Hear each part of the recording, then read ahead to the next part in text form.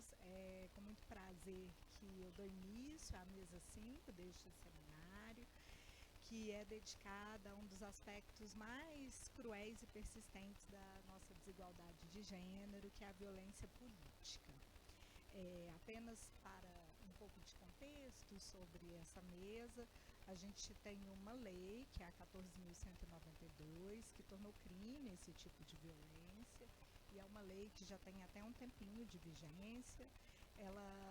A grande questão é, muitas das vezes, como a gente discutiu na mesa de ontem, sobre tecnologia e violência de gênero, a dificuldade em enquadrar o que seria essa violência política de gênero, né? E a dificuldade, muitas das vezes, especialmente quando mulheres negras, indígenas, trans, são atacadas, dessa violência ser reconhecida como crime. E o que a gente está chamando de violência política de gênero nessa mesa, então, apesar de todas essas dificuldades, é algo bastante concreto, é algo que nos mobiliza bastante, especialmente nos últimos tempos, mesmo porque, muito recentemente, alguns dias atrás, nós vimos a ministra Marina Silva ser alvo de uma série de ataques que podem ser configurados como violência política de gênero. E a gente está falando de uma das figuras públicas mais respeitadas desse país, uma ex-senadora, ex-candidata à presidência da República, ministra, militante dos direitos ambientais e sociais. Então, se ela sofre essa violência de maneira tão explícita, imagina milhares de outras mulheres que não têm a capacidade de fazer a sua voz tão amplificada no debate público. E uma das grandes questões que a gente quer abordar nessa mesa é como que a violência política de gênero não se restringe ao momento da eleição.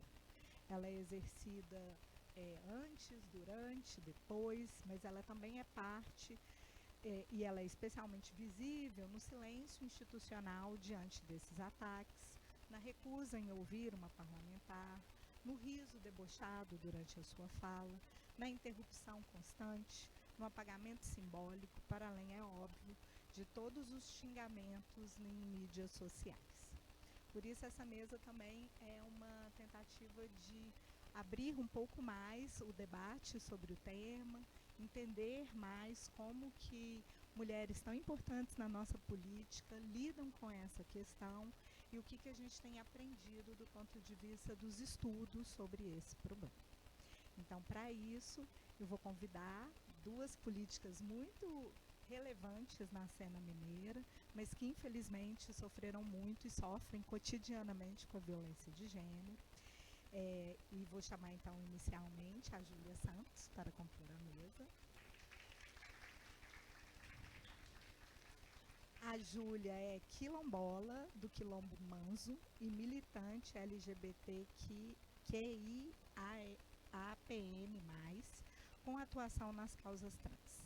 Ela é vereadora eleita por Belo Horizonte, é uma ativista que se vale da arte como forma de discussão sobre as dissidências de raça, classe, gênero e, sobretudo, sobre a condição de humanidade.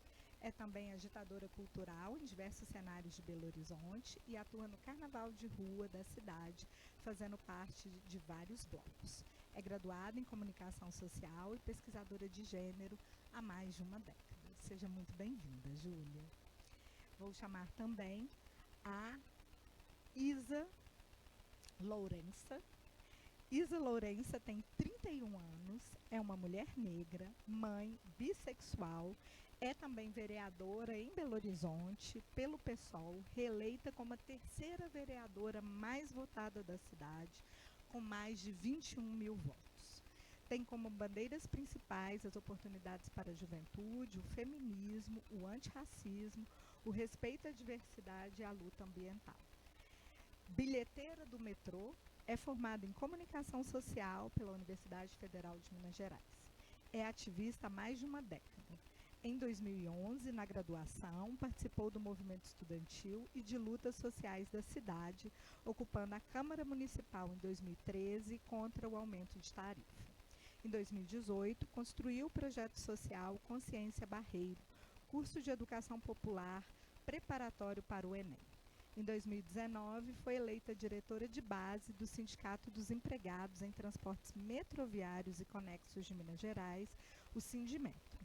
Em 2020, idealizou a campanha de solidariedade Flores de Resistência, voltada principalmente para garantir que mulheres em situação de vulnerabilidade tenham acesso a absorventes higiênicos. E daqui a pouquinho a gente também vai receber a professora Marlise Matos, minha colega, professora do Departamento de Ciência Política. Então, logo ela chegue, a gente vai apresentá-la adequadamente. Mas já começamos aqui em razão das diversas agendas. Então, sem mais delongas, também começo passando a palavra para a Júlia Santos, para que ela possa nos contar um pouco sobre as vivências, as tensões e os debates relacionados à violência política de gênero.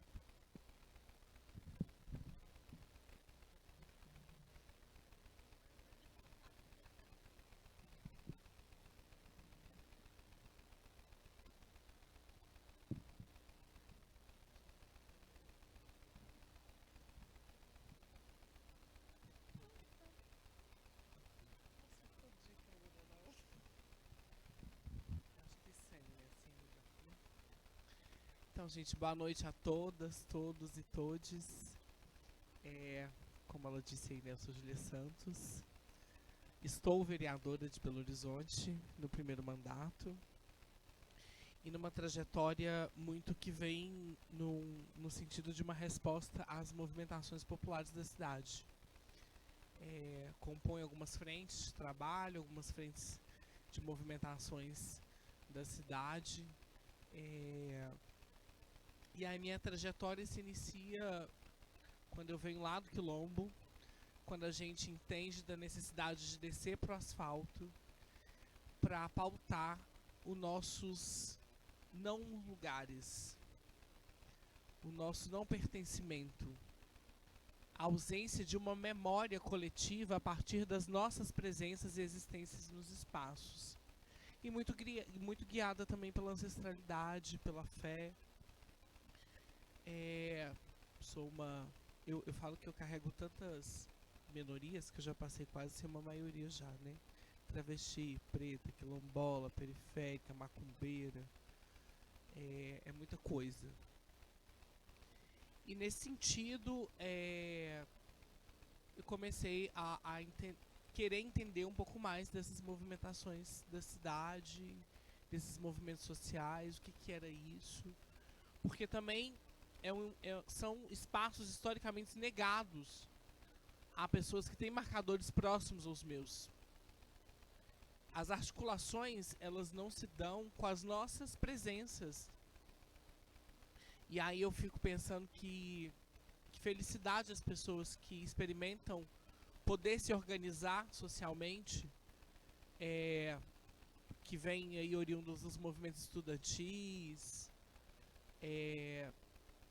porque, pelo menos para as pessoas com marcadores próximos aos meus, não são espaços convidativos, não são espaços que a gente se sente pertencentes, não são espaços pensados, inclusive, para a nossa existência.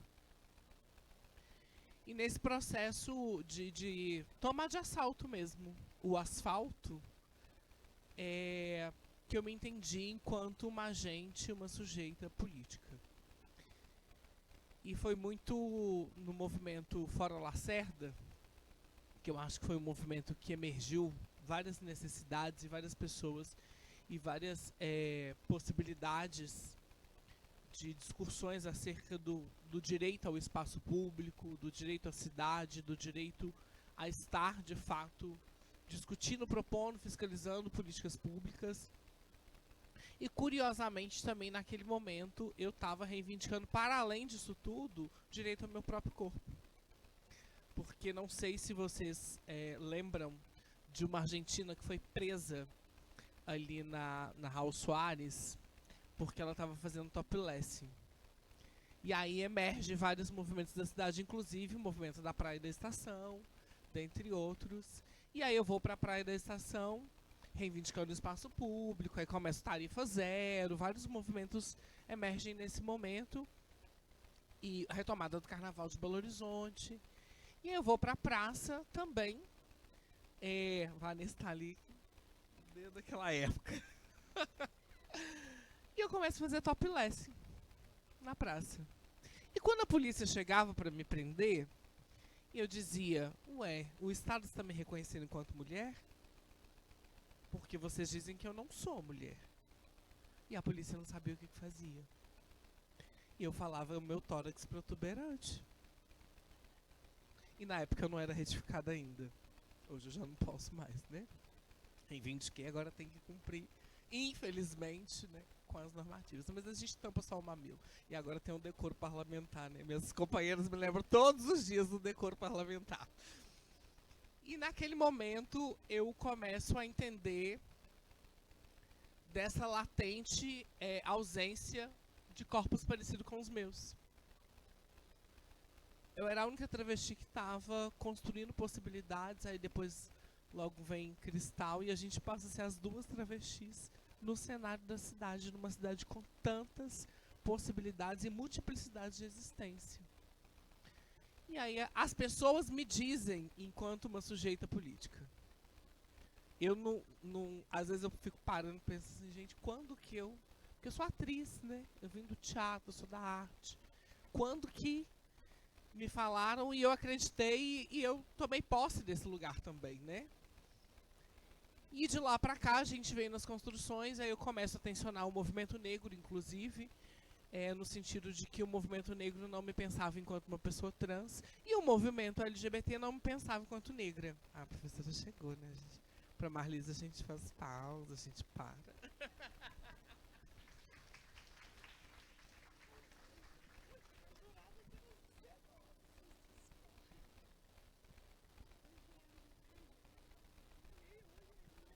E eu fui ousada de começar antes da senhora.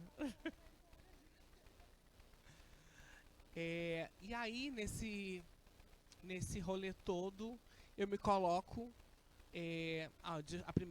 primeiro pleito, a deputada estadual, acreditando numa loucura coletiva. E naquele momento a gente fez quase 6 mil votos, assim, quase 5 mil votos, na verdade. E eu falei, gente, tem um bando de gente louca, igual eu, que está acreditando nisso, na possibilidade desse corpo travesti que distorce e que borra isso tudo de estar nesse lugar. E eu falei, olha que eu não estou doida sozinha. E aí começamos a construir, de fato, esse lugar. E aí, depois saí candidata numa coletiva, junto com a Lauana Chantal e Taina Rosa, a estadual, me organizei partidariamente, isso é muito importante, porque nós que viemos da onde a gente vem, se a gente não aprende a perspicácia e a ousadia da organização, inclusive partidária, a gente vai seguir sendo base. Porque é isso que é dado. É a base. É sacudir bandeira, levantar degrau para outras pessoas. E aí eu falei, eu sou ousada, então nós vamos tensionar e borrar de dentro. E aí eu fui para dentro discutir o partido. E aí, mais uma vez, né, eu aplaudo e assim, e reconheço as minhas e os meus que já dão conta de muito cedo se organizarem, né. Eu não, fui entender que era partido no processo. É o carro andando e eu trocando a roda. E dentro dessa urgência. E aí, não tem, nós vamos. Se vocês falarem comigo assim, você queria ser hoje uma vereadora? Não, gente. Eu queria dar conta de não pensar coletivamente, para começar aí. Eu queria dar conta de construir coisas, não a partir da coletividade. Porque isso dói, isso rasga. E é todos os dias. Só que eu entendi que a minha realidade todos os dias eu saio de casa, não sei se eu volto viva. Isso está dado. E eu não vou ficar repetindo o discurso do país que mais mata. Não, gente, é isso. Essa é a minha realidade. Todos os dias. Eu entendi dessa realidade. O que eu vou fazer com ela? Eu vou tentar mudar essa realidade, principalmente para aqueles e aquelas que vão vir depois ou que estão junto comigo nesse rolê. já que eu sou esse sujeito que não dá conta de pensar fora desse lugar coletivo. E aí me organizei dentro do partido, consegui sair enquanto prioridade dentro da minha organização. Isso é importantíssimo, porque a gente está falando de dinheiro e a gente tem que tratar disso com muita tranquilidade. Porque você pode ter um perfil maravilhoso, você pode ter os maiores sonhos de desobediência. Se você não tiver dinheiro, você não vai fazer campanha. E aí é outra disputa. Quer disputar internamente. Esse corpo preto, travesti, é um convencimento ali dentro, junto com os nossos pares, que eu sou apta a disputar esse lugar. E que tem uma galera que está comigo. Que isso também foi um fator decisivo. Eu me forjei enquanto uma figura pública. E nesse processo todo, aí saímos nas últimas eleições, fomos eleitas. E aí é curioso como a branquitude, a cisgeneridade, o machismo nos impõe isso o tempo todo de duvidarmos da nossa própria capacidade. Então, até o último momento, eu acho que eu nunca te contei isso assim, né? Quando falei, ó, não dou conta de participar da apuração. Ponto. É, assim, gente, é tortura chinesa. E aí eu falei, vou pra casa de alguém, vou ficar lá bebendo, vou ficar, enfim, tentar desligar. E aí o povo falou assim, mas você vai ter que ir pro quilombo, você vai ter que, né? Eu falei, meu Deus, ganhando ou não, tem uma galera que acreditou e eu tenho que dar uma satisfação a essas pessoas também. E eu falei, vamos fazer o seguinte, quando estiver perto de encerrar, eu vou. E aí eu fiz todo esse rolê de passar o dia, bebendo, mas nem o álcool bateu, assim, eu nervosa. E aí foi mais ou menos o horário da apuração e foi doída a apuração. Porque ela não fechava. E aí o povo falava comigo assim, Júlia, já tem 98% da apuração. Eu falei assim, enquanto não der 100, eu não vou comemorar. E depois eu fui entender o quanto isso é introjetado na gente. O quanto o machismo impõe esse lugar. O quanto o racismo impõe esse lugar. E aí falaram, deu 100. Eu falei, então agora nós estamos eleita mesmo? Não tem jeito de alguém passar na frente, sei lá, estamos eleita? E agora? Né? E foi, gente. Para mim, o mais prazeroso de hoje estar nesse lugar é que a gente não fez amarrações, a gente não fez combinados com ninguém. Ninguém. Hoje a gente vai fazendo combinados, né? Porque para sobreviver ali dentro, você vai fazendo combinado. Acenos, política, eu aprendi que política é feita de acenos. A Isa tá lá há mais tempo que eu, então aprendendo muito com a Isa, com a Cida, minhas companheiras de bancada. Mas que eu já esperava que não ia ser fácil. Eu já sabia que ia ser violento. Isso porque a gente já experimenta na vida. Eu fui 4 anos assessora num espaço da Assembleia Legislativa onde não tinha outros corpos parecidos com os meus. Que eu entrava todos os dias para trabalhar no elevador, as pessoas me olhavam. E no olhar delas dizia, o que você está fazendo aqui? Aqui não é o seu lugar. E aí a gente vai se valendo dessa armadura. Você bota um bom salto, você vai maquiar, você mexe no cabelo, você vai criando essas armaduras para dar conta de pertencer.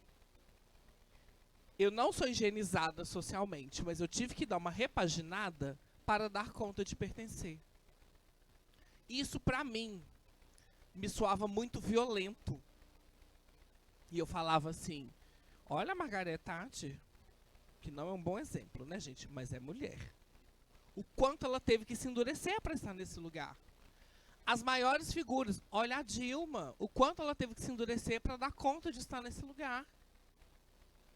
E eu falei, eu não vou endurecer. Tanto que na nossa primeira audiência em Brasília, eu chorei horrores. E eu falei, ó, se vocês quiserem ler enquanto fraqueza, vocês vão ler. Que eu me emocionei muito. Então eu não quero me furtar também desse lugar. Porque isso também é violência. São essas violências que a princípio parecem pequenas, mas que são violências e a gente não pode negligenciar essas violências. O não sentir, o ter que se higienizar para pertencer. Eu estar na fila da comida, no restaurante da Câmara Municipal, a pessoa olhar no meu prato e perguntar se eu vou comer só isso. Eu tá no corredor, a pessoa falar assim, está curiosa, vereadora? Porque eu estava olhando o que estava acontecendo do lado. As pessoas perguntavam, você tá magro, você tá gorda, ou seu cabelo tá assim, ou tá assado. Ah, no vídeo seu cabelo fica bonito. E aí, fora as violências explícitas que nós estamos experimentando. Foi uma escolha da casa colocar o primeiro plenário, o projeto de lei, onde proíbe pessoas trans nos esportes. Foi uma escolha. E essa escolha, ela diz de um recado. Ó, você já deu conta de chegar aqui, mas você só vai até aqui. Porque daqui pra cá, eu vou dizer onde você vai estar. E o que a gente fez? A gente entendeu o recado e distorceu ele e devolvemos. Porque devolver também tem sido uma estratégia que a gente tem adotado. Porque a J. Mombassa tem um texto que eu adoro, que ela fala sobre a redistribuição das violências. E que eu acho que também pode ser uma saída. Porque a gente está muito no afeto, e eu falo que afeto é entre nós, e o ódio contra eles. Eu não romantizo. E eu legitimo o ódio também enquanto afeto. Porque todos os dias eu saio dali coberta de ódio. Quando a vereadora me chama, que ficou icônico, né, para a luta de boxe, ela está dizendo que ela está tão legitimada naquele lugar que ela pode expor a minha existência a qualquer tipo de violência. Porque ela está legitimada ali. Porque ela foi validada naquele lugar. Ela é uma mulher branca, cisgênera, rica, está dentro dos padrões estéticos considerados o que é bonito. Isso tudo a resguarda a proferir qualquer tipo de violência ali dentro. E aí passou.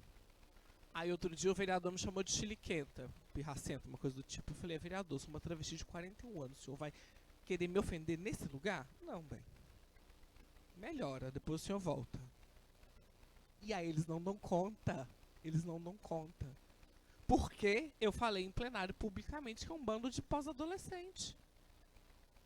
Mas se vocês acompanham o dia a dia da casa, gente, tem momentos que é pior que a quinta série. E aí a gente não pode naturalizar isso.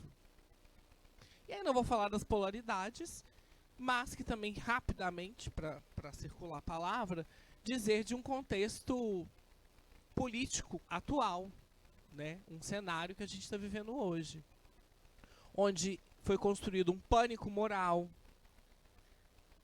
onde a pauta da direita, nem da direita, né, da extrema direita, é a cassação dos direitos da população LGBT, de mulheres, da população negra.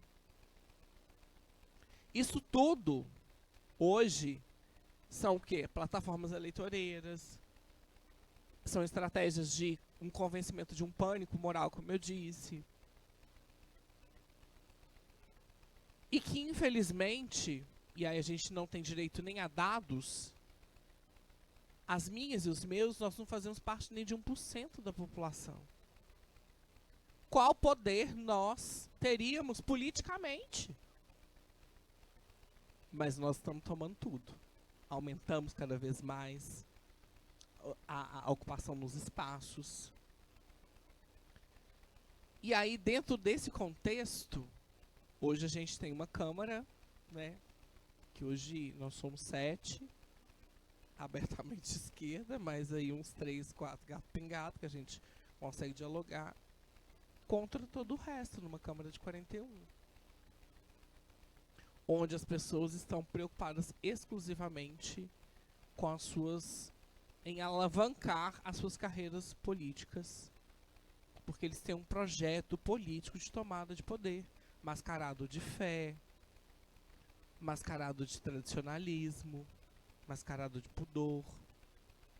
Não é um projeto político, eles não têm um projeto político efetivo para a vida das pessoas, ao contrário da gente. Quando eu chego pautando outras coisas, é dizer, a minha causa não é só LGBT, mas é também. A minha causa não é só uma causa racial, mas é também eu não vou me furtar de pautar. E aí o último agora, que aí eu falei, esse a gente vai judicializar. Que o vereador me chamou de feio, eu falei, tudo pode, mas feia não. Feia não vai dar para aguentar não. Que ele me esperou sair do plenário e ele disse, vereadora, molduras boas não melhoram quadros ruins. Para a senhora melhorar, precisa nascer de novo.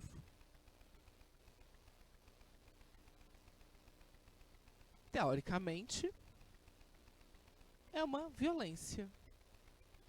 Mas se você entender o quanto isso vem carregado de tantas coisas, porque é um corpo preto, que não é um corpo tido enquanto bonito, é um corpo travesti, que não faz parte de uma norma, de uma regra, do que é aceitável, e é um corpo matável. Então ele pode morrer para nascer de novo. Porque ninguém dá falta, ninguém lamenta. Todo mundo já naturalizou a violência sobre esses corpos. Todo mundo já naturalizou o abate e o extermínio da população trans. Que o que a gente está vivendo é isso. As pessoas se sensibilizam até a primeira página. Mas quando tensionam seus lugares de acesso e privilégio, elas não vão sair. As pessoas e a cisgeneridade se sensibiliza quando Dandara, no carrinho de mão, apedrejada, longe delas. Mas se Dandara fosse tensionar esse lugar de acesso e privilégio, não pode. A Júlia é ótima para algumas pessoas. Outras pessoas me detestam, é tranquilo, também detestam de gente. A Júlia é ótima para algumas pessoas, desde que ela não vá tensionar o meu lugar de acesso e privilégio. Desde que ela não vai tensionar as minhas mulheridades, o que eu entendo por que é mulher.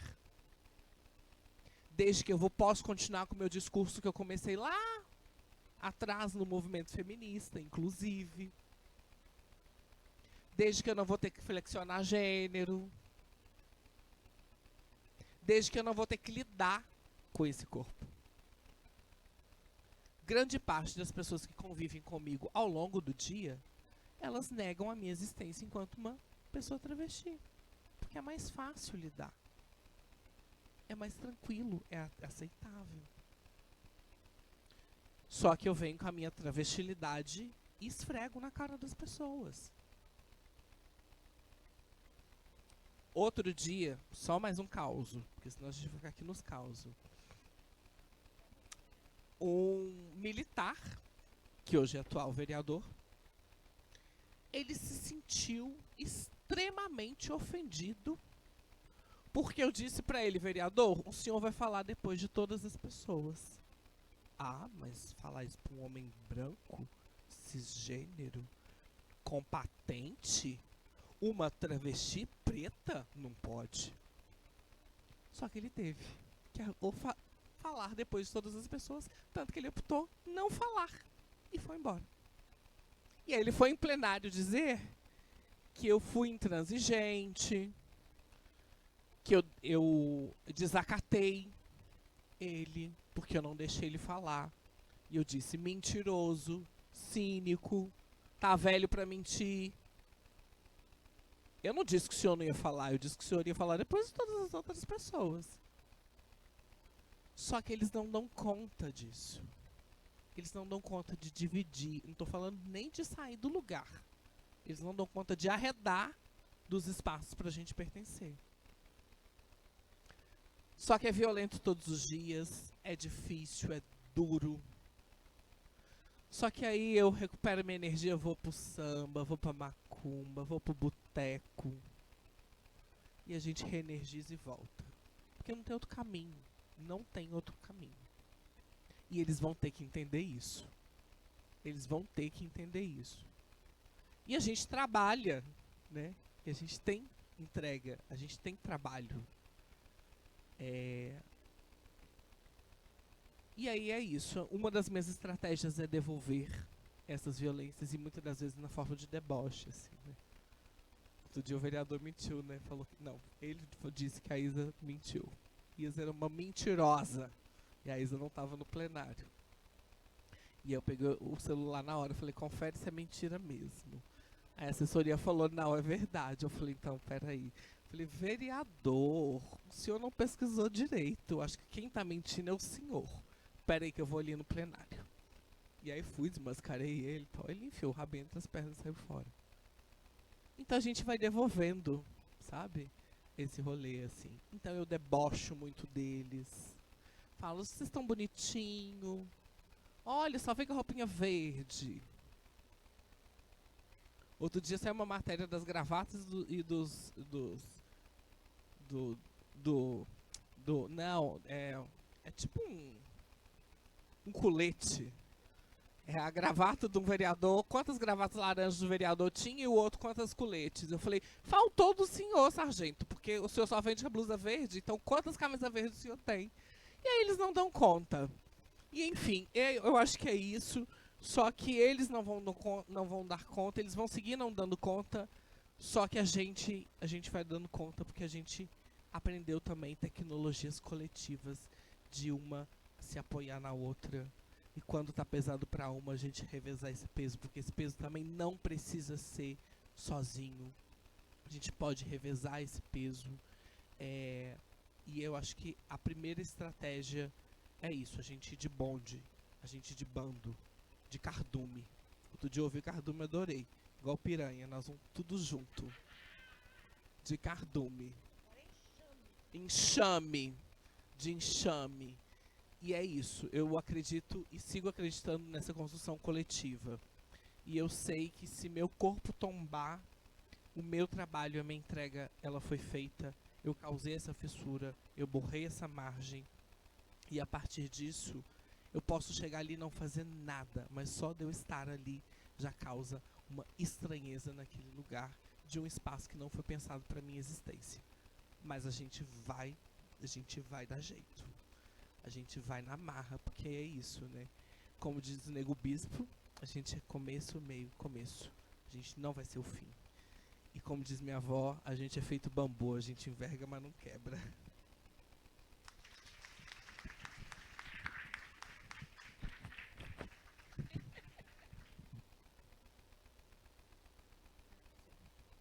Quero saudar a minha colega Marlise, fui eu que fiz eu cometi um equívoco no último e-mail que eu enviei para Marlise, tinha um horário errado, então eu quero pedir um desculpar publicamente. E sem mais delongas, passar então a palavra para a Isa e depois vou apresentar a Marlise e passar a palavra para ela. Muito obrigada por estar aqui conosco hoje. Obrigada. Boa noite, gente. Eu tô aqui só vagar, vocês me ajudem aí, porque senão eu não aguento nem falar. Que hoje foi difícil. Hoje o tema na Câmara foi a defesa de Israel. Nossa, porque sabe o olho, sabe quando você fica com o olho assim pulando? Fiquei com o olho até pulando assim de raiva. Mas enfim, eu quero agradecer e parabenizar o CRISP e o programa de pós-graduação por esse debate, por esse seminário e por um seminário sobre violência de gênero, né, a gente conversar sobre a violência política, que eu acho que é fundamental a gente ter conversas, pesquisas.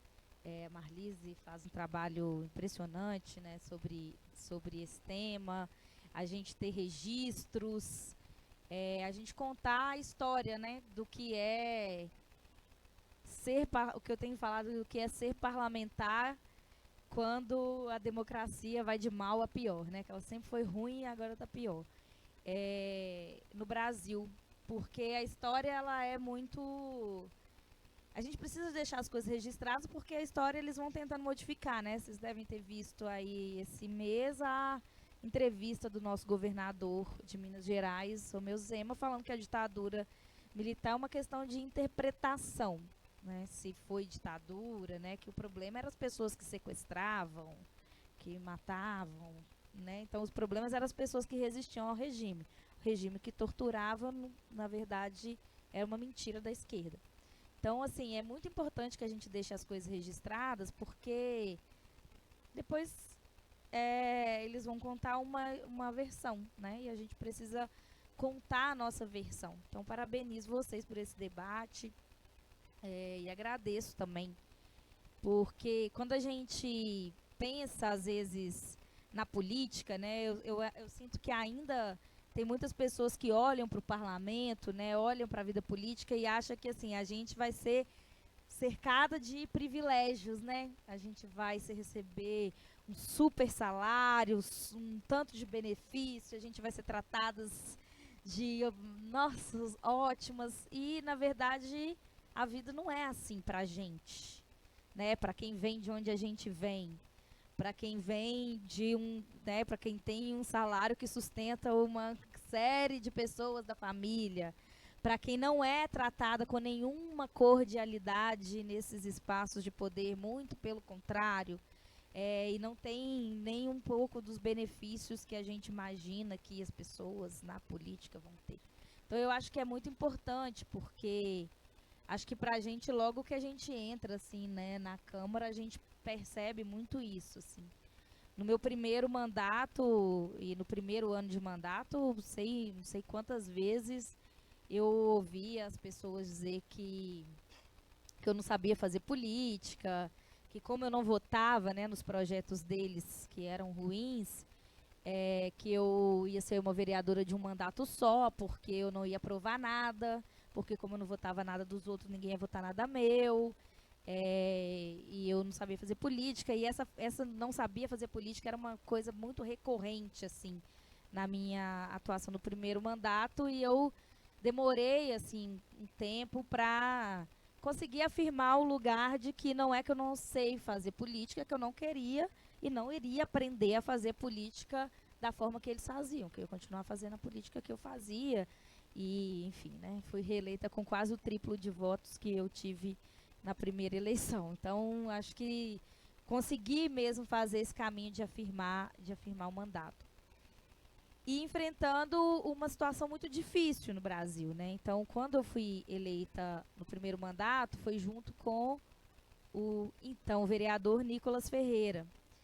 E lembro que quando eu participei de uma manifestação contra o assassinato do Moise, não sei se vocês vão lembrar, assassinado pela milícia no Rio de Janeiro, a gente teve manifestações no Brasil inteiro, e eu participei da manifestação aqui, em determinado momento lá da manifestação, que eu nem estava, nem sei como é que foi, eu não vi esse momento, as pessoas fizeram uma roda chamada Fogo nos Racistas e queimaram a foto dele. E ele ficou injuriadíssimo que como eu já tinha falado essa frase algumas vezes de fogo nos racistas, eu quebrei o decoro parlamentar porque eu compactuava que as pessoas queimassem a foto dele em praça pública. E aí ele pediu a cassação do meu mandato, isso em 2022, antes de ser eleito deputado federal. E, enfim, né? E essas coisas das violências, que aí eu perdi uma semana tendo que ir nos vereadores, na mesa diretora, falar, olha, não foi bem assim, não faz sentido esse processo, até que o processo foi arquivado. Mas hoje eu acho que esse processo também foi arquivado porque esse caso não ganhou tanta notoriedade nacional, porque o caso que ganhou notoriedade foi do Renato Freitas, que vocês devem ter acompanhado, né, no Paraná, quando ele era ainda vereador de Curitiba, ele chegou a ser cassado por participar do ato Justiça por Moise, o mesmo ato que eu participei. E aí ele foi cassado, a justiça reverteu a cassação dele, enfim. E eu contei esse caso porque em 2023 foi o momento, acho que mais cruel da violência política, que foi quando eles começaram a mandar e-mails, né? Começou comigo e com a Cida, que eles mandaram e-mails com ameaça de estupro corretivo. E aí, depois, eles passaram a mandar e-mails para várias deputadas e parlamentares de Minas Gerais, mas do Brasil também. E um desses e-mails que eles mandaram assim, você não foi cassada, mas pode ter certeza que eu vou te caçar. Então, assim, ele remete a não ter sido caçada não ter tido meu mandato cassado pelo agora deputado Nicolas, mas ele falava, mas pode ter certeza que eu vou te caçar. E aí era uma série de e-mails, assim, extremamente violentos, que às vezes a gente vê nos jornais, né, porque a gente fala, nossa, sofri uma ameaça, passa a mandar com escolta, fiquei 9 meses andando com guarda municipal armada, comigo e com a minha filha, para baixo e para cima. Só que, além dessa violência, né, que a gente publica, tem uma série de violências que, assim, o conteúdo delas, né, então os e-mails é uma descrição, os e-mails que eles mandam de ameaças é uma descrição muito minuciosa de como iria me torturar, estuprar e assassinar, como ia fazer, o que exatamente a pessoa estava idealizando fazer com a minha filha. Ela fazia muita questão de descrever o que exatamente ele queria fazer com a minha filha. Então, um momento, enfim, não sei nem explicar, né, assim, a sensação de ter que lidar com isso, de ter que fazer reunião com o programa de proteção de criança ameaçada de morte, sabe, assim, pensar nas crianças, pensar na minha filha, pensar nisso tudo, um turbilhão de coisas, né, que a gente teve que lidar em 2023 com essas ameaças. Mas aí a gente pensa, e por isso que eu acho tão importante o debate, porque a gente pensa assim, uma vez que eu tenho que lidar com essa violência, né, que já tem uma carga emocional gigante, eu vou chegar na delegacia, eu vou denunciar, e as coisas vão, né, assim, caminhar, eu vou chegar na delegacia, eu vou ser acolhida e tal. Afinal de contas, a gente tem essa ilusão parlamentar, só que não, né? Só que a gente continua sendo a gente. E eu lembro que eu e a Cida tivemos que fazer uma peregrinação de delegacia, porque a gente chegava numa delegacia, aí fomos na delegacia de crimes cibernéticos. Aí a delegacia de crimes cibernéticos falou, não é com a gente isso. Porque o meio que ele te ameaçou foi a internet, mas na verdade é um crime contra os direitos humanos, então você tem que ir na delegacia de direitos humanos. Aí lá fomos nós, então, isso imprensa, né, sendo com cobertura de imprensa, a gente sai da delegacia, a gente tem que falar pro jornalista, e aí, como é que foi? E aí, não é na delegacia de crimes cibernéticos, a gente tem que ir lá para a delegacia de direitos humanos. Aí chega na delegacia de direitos humanos e ela fala, não, na verdade não é aqui, é na delegacia de crimes cibernéticos. A gente fala, não, mas eu acabei de voltar de lá. Ela me falou que era que não, tá tudo errado, você tem que voltar para lá. Aí volta a gente para a delegacia de crimes cibernéticos. Então, assim, nem denunciar é fácil, né? Que é o grande questão da violência política de gênero, na verdade.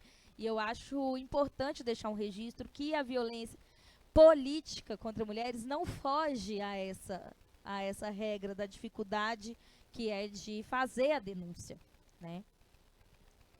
E enfim, desse caso, acho que é importante falar que esse caso, essas ameaças, elas eram organizadas num grupo da internet, um fórum, né, chamado Chans, não sei quem conhece um pouco, mas na internet tem os Chans, né, que são fóruns ali que as pessoas, elas estão anônimas, então a grande questão ali é que ninguém sabe quem é quem.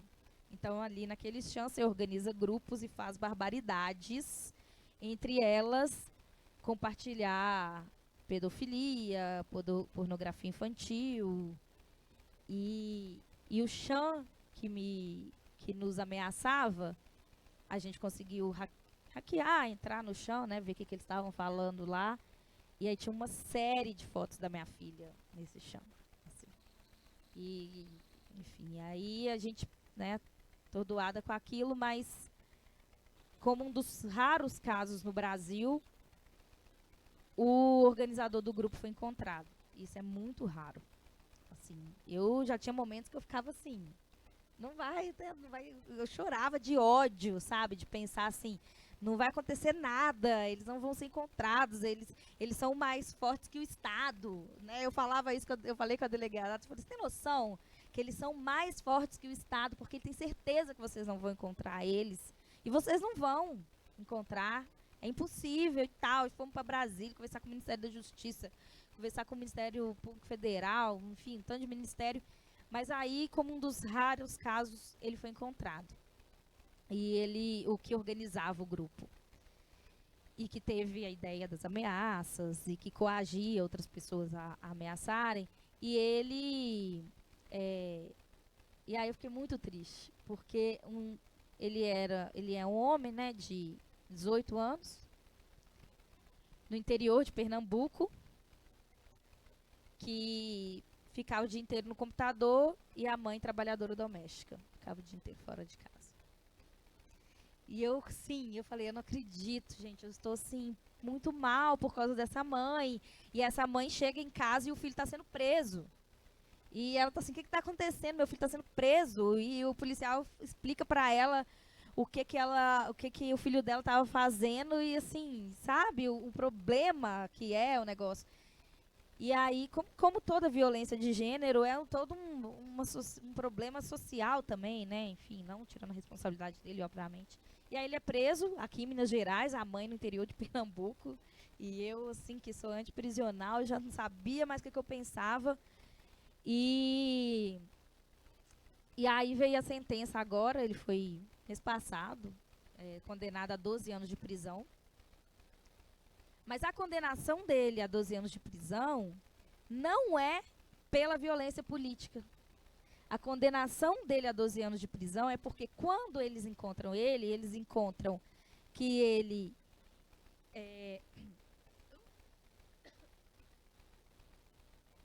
eu não sei qual nome usar exatamente, mas que ele abusava de forma virtual, digital, de meninas de 13 anos. Que se cortavam com o nome dele, que ele fazia as meninas se cortarem com o nome dele, mandava fotos, né, nudes, e ele depois ameaçava as meninas com essas fotos. E coagia, inclusive, as meninas a mandarem e-mails com ameaças pra gente. Então, assim, eu fiquei, de certo modo, um pouco aliviado, por um lado, pensando que talvez o nosso caso serviu para que essas meninas saíssem de uma situação de abuso que elas estavam com ele, mas ao mesmo tempo pensando assim, né, nesse problema que é a violência no meio digital contra mulheres, contra adolescentes e crianças também. E que a gente ainda reflete muito pouco sobre isso. Que como que o mundo digital é muito violento. Eu converso, a gente teve o Mel, né, Marlise e Júlia, que a gente esteve em São Paulo no início do ano, teve uma mesa com influencers, com mulheres que eram gamers, e elas choravam na mesa, assim, falando que assim, a violência que elas passaram, elas falam, não desejo para ninguém, uma violência cometida no ambiente digital, que eu acho que a gente precisa refletir sobre isso. Eu tenho provocado um pouco a Macaé na comissão, no Ministério de Direitos Humanos, que eu acho que a gente precisa falar da violação de direitos humanos no ambiente digital. Mas é isso, né? O desfecho desse caso, dessa violência mais que foi para a justiça. Mas é isso, como a Júlia falou, as violências são cotidianas. Acho que, assim, a Júlia, se fosse contabilizar aqueles dados, né, Júlia? Sabe aqueles dados, assim, uma violência contra travestis a cada tantas horas. Uma violência contra a Júlia na Câmara a cada 5 minutos, que a gente tem no plenário, porque eles têm um foco de perseguição de pessoas travestis e transexuais, assim, muito marcado. É algo, assim, horrível, né? Um horror mesmo. O plenário da Câmara Municipal hoje é um ambiente de terror para a Júlia, para a gente. E às vezes chega às violências físicas, né? Então, a gente teve... E eu acho importante, porque tem uma violência no parlamento, né? Então tem a violência que a gente sofre no ambiente digital, tem as ameaças que vêm digitalmente, tem a violência na campanha, né? Tem a violência nas redes sociais que é muito presente. Tem aquelas violências que a gente se acostuma e não deveria, mas ser mulher na política é um pouco se acostumar a enfrentar as violências, porque você, ou você sai ou você enfrenta a violência, aquela coisa. E é uma pergunta que a gente se faz, eu me faço várias vezes por dia. E, né, saio ou enfrento. Então, é uma grande questão, a gente tem que viver com isso. Mas tem uma violência que é física mesmo, né? Então, hoje, a gente tem, por exemplo, os vereadores do PL, né, os homens grandes lá e tal, que eles ficam todos ali perto do microfone, enchendo o saco, tudo que você vai falar. Então, toda vez que você vai falar, você tem que passar por eles, ficar ouvindo piadinha, ficar falando enquanto eles riem. Essa coisa toda, né, que é horrível, e a gente tem que ser, você tem que ser forte, porque você tem que conseguir falar mesmo com eles rindo, né, com eles te atormentando, com eles te intimidando fisicamente. Até a violência física, né, um dia que foi no vereador, quando eu estava assim, como se estivesse sentado aqui na mesa e o microfone aqui, ele estava falando no microfone lá, a favor da anistia pros eu vou chamar isso de quê, né? Os golpistas do dia 8 de janeiro, ele estava lá falando, né? Porque eles ficam, tudo que eu falo, tudo que eu estou falando no microfone, eles ficam aqui comentando, né?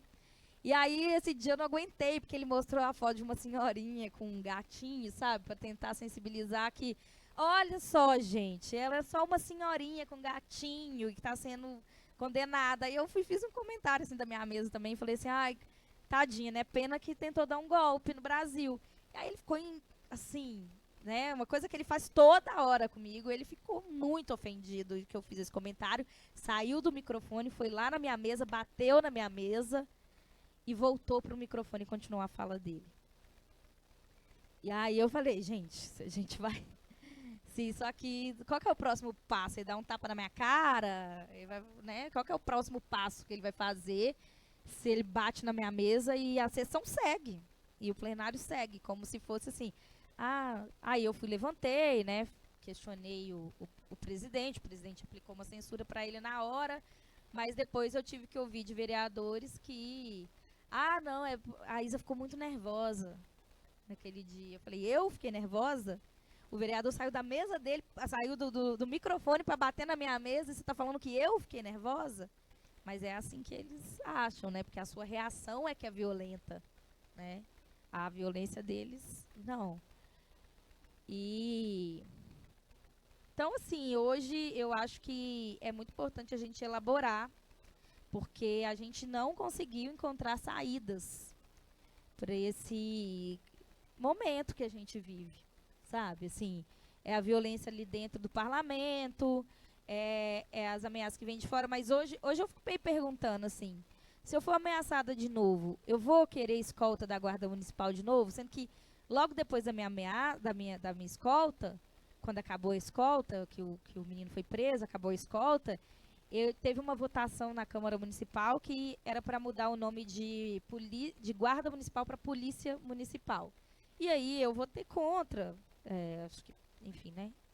Vocês são bem inteligentes, mas se alguém tiver dúvida, depois eu posso explicar por quê. Mas eu votei contra. Tivemos, acho que uns 3 votos contra só, e um deles foi meu, da Cida.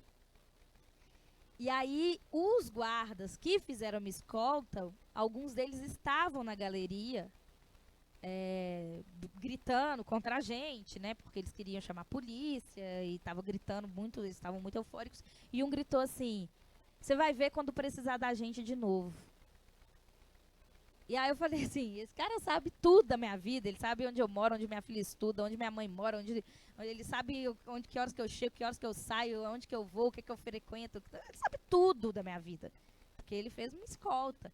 Então, assim, é um problemão que a gente tem na mão, sabe? E as deputadas sofreram a mesma coisa, né? A Bia, por exemplo, ela falou, eu não tenho condição de eu andar de escolta, eu não confio, não sei que policial militar que vai me escoltar, porque a escolta das deputadas são feitas pela Polícia Militar, né? E é bem complicada, né? Tem casos de muitos constrangimentos que as parlamentares passaram no caso de lesbofobia, né? No caso da Bela, enfim, de vários constrangimentos. E aí, quem é que te defende, então, né? Então a gente tem um problema de quem defende, de com quem a gente se sente seguro, de quando a gente, como denunciar, o que acontece com as denúncias. Enfim, acho que a proteção hoje para a violência política de gênero, eu acho que é algo que a gente precisa avançar no Brasil, porque a gente está ali expostas e acreditando no que a gente faz, né? Para terminar, não terminar tão para baixo, né? Que eu já ia terminar aqui. Eu falei, não, o povo vai falar assim, menina, sai disso, tá te fazendo bem, não. As minhas irmãs falam isso todo dia, elas falam, tem certeza que você vai continuar? Mas eu tenho, porque assim, a história do Brasil é uma história marcada por violências também. Eu tava ouvindo, outro dia eu tava com insônia e eu adoro ouvir áudio. Inclusive, eu adoro ouvir áudio longo, pode me mandar, não ligo. Eu ponho lá quando eu tô com insônia, minha filha, parece minha mãe cantando pra mim na hora de dormir. Aí eu tava com insônia, aí eu digitei lá assim no Spotify, Fernanda Montenegro, sei lá, né, que ela tem a voz legal, né, falei, acho que ela vai lembrar minha mãe. Aí eu botei lá uma entrevista com ela, mas uma coisa que ela falou nessa entrevista me marcou muito, que ela falou assim,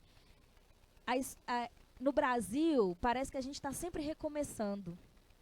E eu achei isso interessante da gente pensar, até a nossa história, né? A gente pensa assim, a gente pensa escravidão, a resistência, um recomeço bem, né, ruim ali dos povos, do povo negro, a gente pensa ditadura, a gente pensa redemocratização, a gente pensa um recomeço. Sendo que tudo isso é marcado por pessoas que resistiram, né, durante um momento pior para poder ter um recomeço. Aí vem um momento pior e tem um recomeço. Aí vem um momento pior e tem um recomeço. Então, para que a gente chegue, os recomeços nunca é tão bons, né, gente? Porque política de reparação do pior período nunca existiu no Brasil também, né? Então, é um problema. Mas eu penso, né, que a gente tem que resistir ao momento de ascensão fascista para que a gente dê conta de chegar no recomeço e que a gente possa ajudar, né, pessoas a reconstruírem ou a construírem, né, uma democracia no nosso país, porque se a gente for falar de democracia mesmo, né, a gente talvez tenha que construir quase que do zero. Então, acho que acho que a gente segue, porque também eu penso assim, né? Será que eu não estaria melhor se eu não estivesse aqui? Porque o mundo me incomoda, né? As coisas ruins me incomodam, vão continuar incomodando.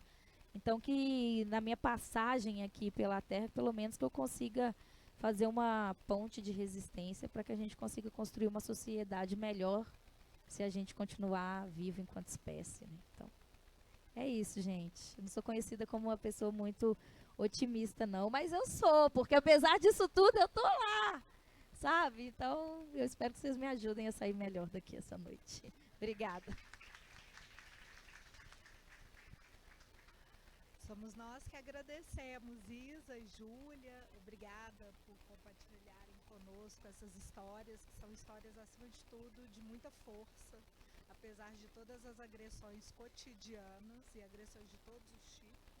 Vocês continuam firmes e fortes, se fazendo presentes nesses espaços.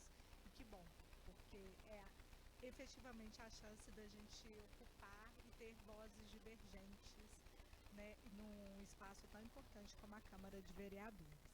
E agora eu acho que para responder uma pergunta que todos nós queremos saber, se a violência política está mais dramática ou não, ou se essa violência política de gênero sempre fez parte do nosso cotidiano, a gente talvez não tivesse tantos números ou tantas informações, eu convido a minha colega, a professora Marlise Matos, que é professora titular do Departamento de Ciência Política e coordenadora do Núcleo de Estudos e Pesquisa sobre a Mulher, e do Centro do Interesse Feminista e de Gênero.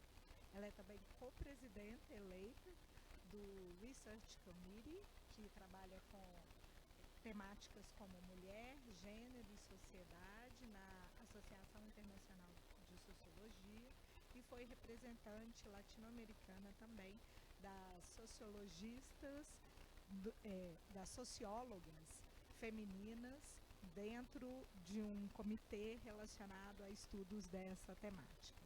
E entre os cargos mais importantes que ela ocupou, talvez esteja o de assessora da sociedade civil da ONU Mulheres Brasil por 2 mandatos. Muito obrigada, Marlise, por estar aqui conosco nessa noite.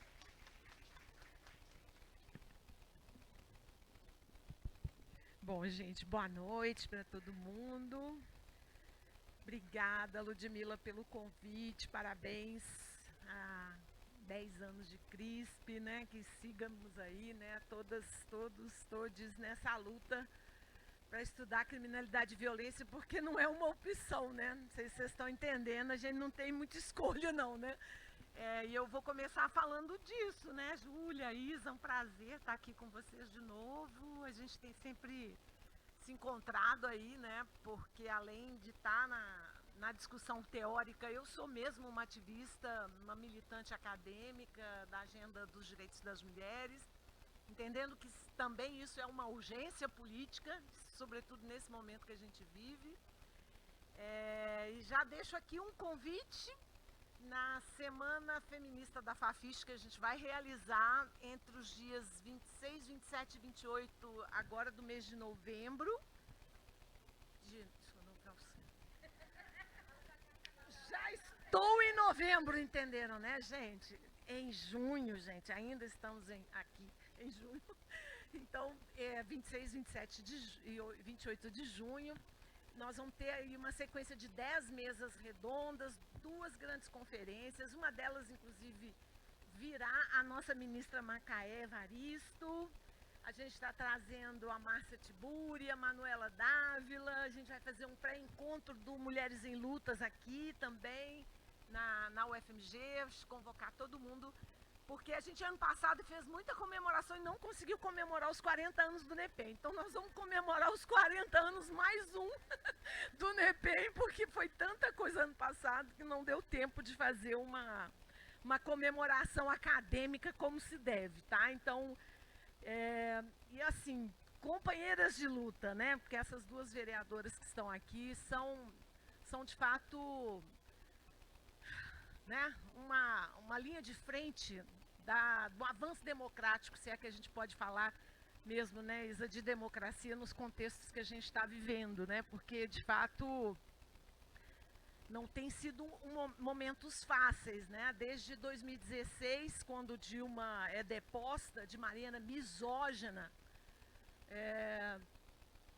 midiática, jurídica, parlamentar, aquilo foi um golpe de morte na democracia brasileira, entendo eu, né? Em 2016 eu dizia que era golpe, e os meus colegas daqui, do 4º andar de Ciência Política, que golpe? Do que você está falando? Como assim, golpe? Que golpe? E foi um golpe contra a democracia brasileira, que depois teve os desfechos que a gente aqui, infelizmente, na era Temer-Bolsonaro, teve que, né, lidar com as consequências de um golpe sofrido contra a única mulher que chegou à presidência da República desse país, né? Então, de fato, ali estava sinalizada, né, uma agenda futura, né? E eu fui obrigada, já naquele momento, a entrar nesse tema, gente. Eu não gostaria de estar discutindo violência política contra as mulheres. Eu estou às vésperas da minha aposentadoria. Vocês estão entendendo? Eu posso já me aposentar a partir do dia 16 de junho. Não farei isso, porque vão ter que me engolir também por mais alguns anos. Mas não gostaria. Eu entro aqui há 20 e tantos anos atrás no Departamento de Ciência Política, e eu venho da sociologia, meu doutorado é em sociologia, e eu, quando entro na ciência política, eu fico completamente estarrecida de não haver debate sobre a ausência das mulheres na política. Disso não ser tratado como um problema da democracia brasileira. Eu falei, como assim que isso não é tratado como um problema? Então temos que tratar como como um problema. O primeiro projeto de pesquisa, inclusive, foi para a PMI que a gente aprovou, chamava-se A Política na Ausência das Mulheres. E como que isso é democrático? De que teoria democrática se fala quando a gente tem dados, como eu vou mostrar aqui para vocês, que são em si mesmos violentos, né? Eles mesmos já são uma violência, né? Eu vou tentar mostrar isso para vocês. Eu queria trazer hoje a defesa desse conceito, violência política contra as mulheres em perspectiva interseccional. Porque desse caminhado para cá, né, de 2016, um pouco antes, 2013, 14, com as jornadas de junho, eu comecei a observar a violência que a Dilma sofria, sobretudo via internet. E aí eu comecei a olhar o caso da violência, dos memes, das piadas, né, das capas de revista, dos cartazes das manifestações contra a Dilma, né, a favor do impeachment depois, né, que não era impeachment, era golpe contra a Dilma. E eu fiquei muito assustada com o conteúdo desse material. E eu tirava foto, eu guardava da internet, falei, um dia eu vou fazer alguma coisa com isso. E analisei, né, através da sociologia da imagem, que é uma metodologia da Kusi Kanki, que é uma feminista decolonial. Eu trabalhei com as mesmas imagens que eu encontrei, assustador, para Dilma, Bachelet e Kirchner, que, aliás, hoje acabou de se tornar inelegível e ser condenada a 6 anos de prisão na Argentina. Tá? Também a única mulher capaz de ser enfrentamento real, concreto, ao Milei, né, e à presidência do Milei. Então, assim, a violência política, ela é institucionalizada nos nossos países. Não acertou, né? Mascou. Exatamente. Então, fica aqui, gente, o convite para todo mundo conhecer esse material que o NEPEM publicou, já vai fazer quase 2 anos, né? E eu tento defender que a gente não fale só de violência política de gênero ou de gênero e raça. Primeiro, por quê? Todo mundo, depois de ideologia de gênero, entendeu que a extrema-direita está lendo as teorias, né, gente? Vocês entenderam que eles leem, né? Então, quando eu fui falar de violência de gênero e raça na Assembleia Legislativa, um deputado coronel ao meu lado virou e falou assim, é verdade, professora, é de gênero mesmo, é relacional, não é? Então, eu também sofro violência política. E ele arguiu para si o conceito de violência política de gênero. Porque gênero é relacional. Foi a senhora mesma que acabou de explicar aí, né? Eu falei, não vou entregar na mão desse jeito o conceito de violência política de jeito maneira. Nunca mais usei esse conceito de violência política de gênero e raça. Até porque ele não esgota a multidimensionalidade e a complexidade do fenômeno, porque não é só gênero e raça. É sexualidade, é território, é religião, né? É posicionamento ideológico, né? É trajetória de vida, é defender direitos humanos, é ser progressista. Então, é interseccional realmente, e é contra as mulheres que a gente tem que lutar. E por que tem que lutar contra as mulheres, gente? Olhem ali os dados do IPU mostrando, né? Ai, porque eu passei aqui, não passei lá, perdão, gente. É porque são 2 ao mesmo tempo. Não, pode deixar. É só porque eu esqueci mesmo. As Américas deram um salto, gente, entre 95 e 2003, que é muito significativo. Nós saímos, o promédio, a média mundial, o indicador comparado internacional é o percentual de mulheres na Câmara de Deputados, tá? Porque nós temos sistemas bicamerais e unicamerais. Então, para comparar o mundo inteiro, todo mundo tem Câmara de Deputados, a gente compara a Câmara. E nós temos no mundo inteiro 26,5% de representação de mulheres. É muito pouco, muito pouco. Eu estou falando que tem 74% das câmaras de deputados no mundo que são constituídas basicamente por homens. Só que a América Latina, ela tinha 22% e ela deu um salto para 35%. E o que aconteceu em pouco mais de uma década na América Latina para ter dado esse salto? Leis de paridade, tá? Então, a América Latina passou a adotar um marco normativo de enfrentamento à violência política. O primeiro Tratado de Direitos Humanos Internacional sobre Violência Política é de 2015 e é da Organização dos Estados Americanos, um tratado aprovado aqui, né, nas Américas, na América Latina, que fala especificamente do tema violência política e assédio político contra mulheres. 35%, então, portanto, hoje é a média que leva as Américas, incluindo Canadá e Estados Unidos, à melhor região do mundo em termos de representação de mulheres. Então é curioso ouvir isso, né? É curioso imaginar que a Europa tem 31%, enquanto as Américas têm 35%. Tá? A exceção, claro, na Europa, gente, são os países escandinavos, Dinamarca, Noruega, Escandinávia, que tem 40%, 45%, às vezes 48% de representação de mulheres. Mas se você descer para o resto da Europa, o percentual é baixo. Então, na média, a Europa fica abaixo das Américas. E olha nós na fita. Quero convidar você. Sabe, nós estamos à frente, sabe de quem, gente, na América Latina? De Bahamas e de Belize.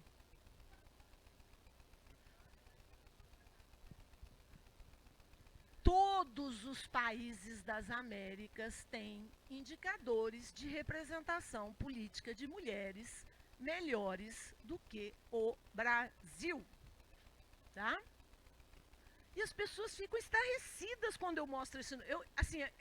Vou para o exterior, vou agora para um evento da ISA lá no Marrocos, e eles vão me perguntar, como é que pode isso? Explica aí, professor, o que acontece no Brasil? Né? A explicação, em parte, está aqui. Vocês escutaram depoimentos que são reais, né, concretos, são a materialização de uma violência sistêmica, institucionalizada contra as mulheres na política brasileira. Nós estamos agora, nesse momento, com um projeto de lei, de uma reforma eleitoral, que vai retirar 30% de cotas para substituir por 20% de assento, de reserva de assento. E as cotas, gente, existem nesse país desde 95, eram de 20%, passaram a 30% em 97. E nós fomos cumprir pela primeira vez a política de cotas, de candidaturas de mulheres, em 2010, 2012. Porque os partidos simplesmente continuam descumprindo as cotas. Né? E outra forma de fraudar as cotas é colocar as candidaturas fictícias, porque eles entenderam que eles vão ter que colocar mulheres, mas aí eles vão colocar quais mulheres? Então eles colocam as mulheres que não estão nessa disputa. Não são nem Júlia e nem Isa, né? A mãe, a irmã, a tia, a coleguinha, aquela que segura a bandeira, que vai transferir o dinheiro para ele. Então, de fato, gente, é inexplicável, quer dizer, é explicável porque a pergunta que Ludmila me faz, a violência sempre existiu no campo da política institucional contra as mulheres. Sempre. Não só no legislativo, no executivo, no judiciário, a rotina. Mas o feminismo tem um pressuposto epistêmico que eu gosto de chamar a atenção para ele, que é importante nomear, chama política da nomeação. Aquilo que não é nomeado não existe, gente. Não existe. Então nós precisamos nomear a violência política como violência política contra as mulheres. É necessário a nomeação. Em que pese a violência seja uma experiência anterior, a gente publicou aquele livro da Manu, né? E se fosse você... E é muito impressionante, pessoas como Jandira Fegali, Jô Moraes, né, Luísa Erundina, que quando a Manu solicita a elas que escrevam um relato sobre a trajetória, elas não nomeavam como violência política o que elas viviam no parlamento. Tá? Eu entrevistei essas mulheres em 2006, quando eu cheguei aqui no DCP. E elas contavam, eram histórias reiteradas de violência política, só que não tinha esse nome, não era nomeado. E aí a importância de nomear, tá?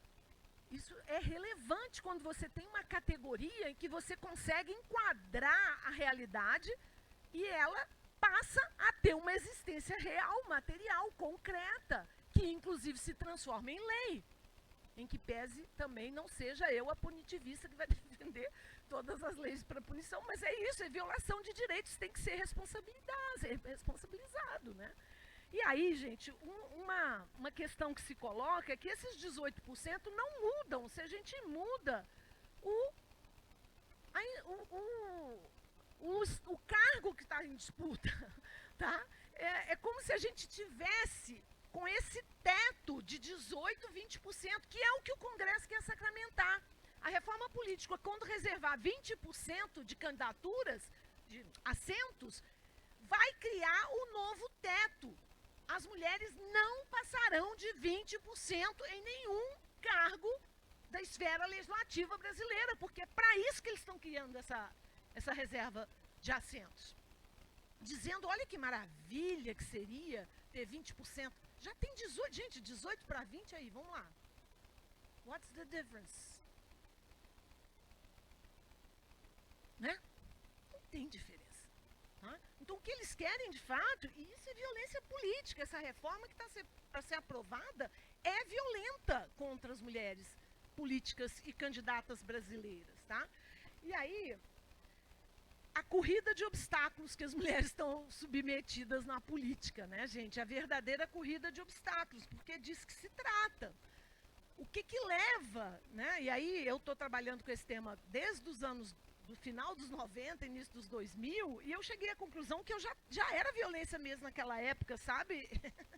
Só que a gente não tinha nome para dar para isso.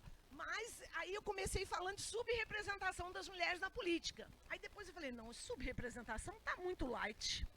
Vamos falar de exclusão política das mulheres. E agora eu tenho que falar de feminicídio político, né? No caso Marielle Franco, né?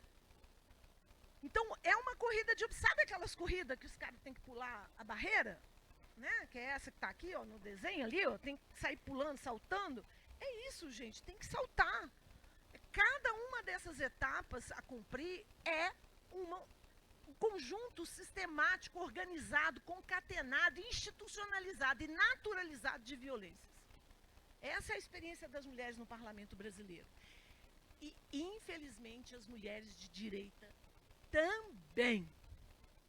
A violência é diferente ideologicamente, mas ela existe para todas as mulheres que ocupam espaços parlamentares. A gente agora, nesse momento, está fazendo entrevistas com deputadas estaduais da Assembleia Legislativa, todas as 15 que se elegeram na última legislatura. E as de direita não nos recebem, a gente tem essa dificuldade, elas não querem nos dar entrevista.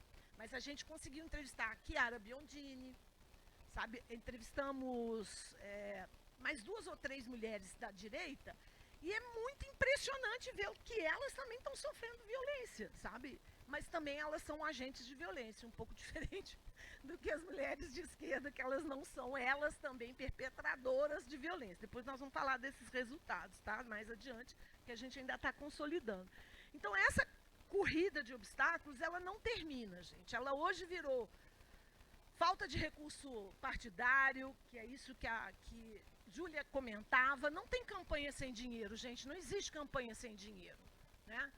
Não opera-se milagre.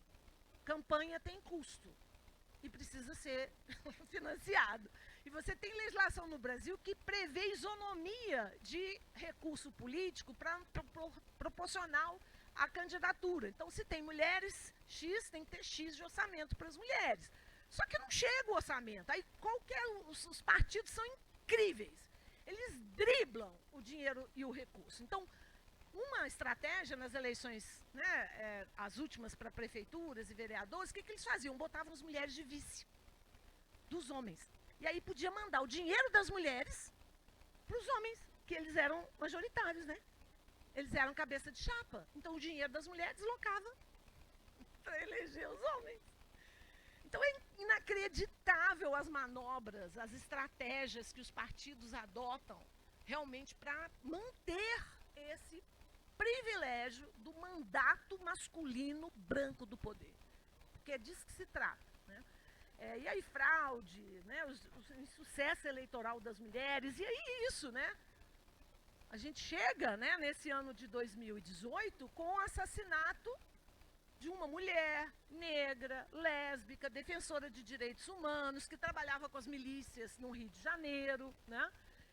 E aí o caso da Marielle explode, gente. É um caso muito emblemático, em que pese tenha sido extremamente violento, e foi, porque eu e Ludmila, que eu já trabalhei na área de segurança pública, assassinar o rosto, tem um recado dado ali, né?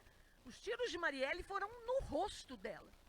Ela foi desfigurada, a face dela foi desfigurada com tiros de fuzil. Tá? É incompreensível como é que Marielle andava sem carro blindado. Até hoje eu não compreendo isso. E o Freixo andava de carro blindado. Por que Marielle andava sem carro blindado? Né? Mulheres, né? Mulheres. Não é isso?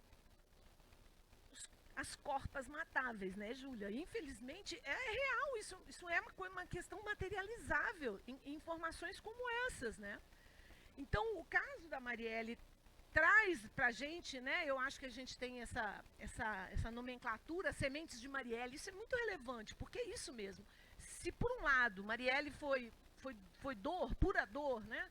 De ver uma mulher com promessa, né, de uma transformação política gigantesca num dos estados mais... Eu morei 18 anos, 17 para 18 anos no Rio de Janeiro, sei bem do que eu estou falando. É um dos estados, assim, se a gente reclama de Minas Gerais, vai lá morar no Rio de Janeiro, essa cidade do Rio, que é maravilhosa, mas também não é maravilhosa, né? E aí a gente realmente tem uma experiência do que é a segurança pública, ou a falta da segurança pública num estado, numa cidade como o Rio de Janeiro. Então,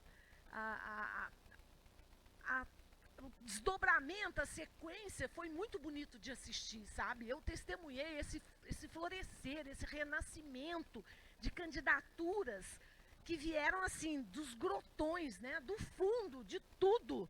Assim, agora é que a gente vai, e a gente vai, e a gente vai e vai. E é isso que essas duas estavam aqui narrando para vocês. Por que elas foram? Porque elas têm que ir. Não tem alternativa, não tem outra alternativa. Sabe? A outra alternativa é não fazer nada e não agir é agir. A omissão é uma forma de ação. De sustentar esse status quo, essa violência cotidiana, diária, né? Então, a gente foi escrever essa cartilha para tentar orientar as pessoas, porque nesse momento, isso há 2 anos atrás, era um debate não feito ainda na discussão teórica, tá? Então, o que é violência política? Qualquer ato, ameaça, omissão ou omissão. A omissão também pode ser violenta, tá? Que cause dano físico, sexual, moral, psicológico, econômico às mulheres, visando impedir seu pleno exercício de cidadania.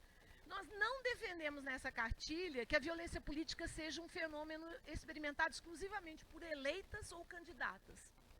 Todas as mulheres ativistas que se organizam publicamente sofrem violência política.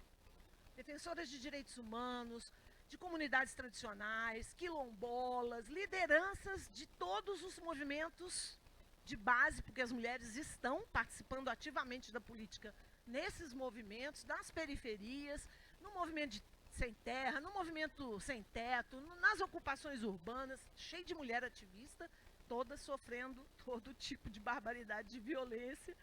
E, portanto, a nossa luta, né, gente, é que a gente consiga, ao nomear esse fenômeno, né, tratá-lo também nessa perspectiva de serem as vítimas, porque o enquadramento é esse. Quem está excluído da política são os homens. Então, não importa se eles estão sofrendo violência, em que pese eu acredite que eles estejam sofrendo violência, porque o Brasil é violento. A política é violenta no Brasil. É assim desde a colônia. Não é agora que ela é violenta. Mas quem é que está de fora? Quem é que está sendo expulsa? Quem é que está sendo excluída? Então, realmente, a gente vai se preocupar e vai tematizar e problematizar a violência política na perspectiva das mulheres. Tá? Porque é isso, eles viram para a gente e falam o seguinte, no dia que estavam votando o Programa Estadual de Enfrentamento à Violência. Não sabe brincar, professora, não desce pro play. No cinismo, sabe? Com aquela cara cínica. Elas não sabem jogar o jogo da política. A política é isso. E naturaliza a brincadeira como se fosse natural. Então ela não sabe ser violenta, então ela não está no lugar dela. Não é esse o lugar, né? E aí, ela tem que ser tratada numa perspectiva interseccional, porque não é apenas raça. Eu tinha na minha frente lá no MEL uma menina cadeirante. E ela virava assim, nossa, mas professora, que bom, o seu conceito vai me incluir, né? Porque eu sou uma mulher e eu tenho um problema de incapacidade física, eu sou uma cadeirante. E eu sou excluída no meu parlamento porque eu sou cadeirante. Então, tem dimensões múltiplas das formas de... Né, a interseccionalidade já tratou disso, né? Em que pese eu não defenda só a teoria da interseccionalidade como como um registro para pensar a opressão. A gente também tem que usar a interseccionalidade para nos emancipar, para nos autonomizar, né? Aí é Patrícia Hill Collins na veia. A interseccionalidade também tem que ser entendida como emancipadora, né? E também por isso é que a gente tem que entender a violência como interseccional, porque entender quais são essas nuances, né? E o que esses agressores, né, estão usando. Então, defensoras de direitos humanos, lideranças, ativistas, todas sofrem violência política, tá? E eu gostaria que a gente pudesse pensá-las assim. Eu não quero demorar muito, mas não restringir a ocorrência no campo da política formal, institucional, para mim, ou eleitoral ou parlamentar, é uma questão importante, tá? Porque a gente também precisa proteger, porque ninguém nasce candidata, gente, assim, brota lá, assim, numa árvore, entendeu? Nasceu uma candidata, né? Nasce uma estrela. Isso não existe. As pessoas são formadas na política, não é? Elas estão nas trajetórias. É isso, se a direita recebe o capital delegado do pai, do patriarca, do tio, do irmão, e essa é a rota de acesso mais privilegiada para as mulheres de direita, as mulheres progressistas de esquerda, a rota de acesso delas à política é o ativismo. E se você violenta essas mulheres o tempo todo no ativismo, como é que elas vão sair candidatas? Como é que você espera? Né? A professora pede para elas, faz formação política, elas já estão lá, só tiro, porrada e bomba. E a professora fala, não, mas sai candidata. Ela olha para mim e diz, você está maluca? Você ficou louca? E eu falei, não estou louca, nós vamos mudar isso, tem que mudar, tem que transformar, tem que sair candidata. Né? Mas é isso, né? É muito complicado se a rotina e o cotidiano é cerceado o tempo todo pela violência, né? Então, é importante demarcar qual é o principal gatilho, o que dispara a violência. Na Júlia, ela sabe que é a questão trans, né?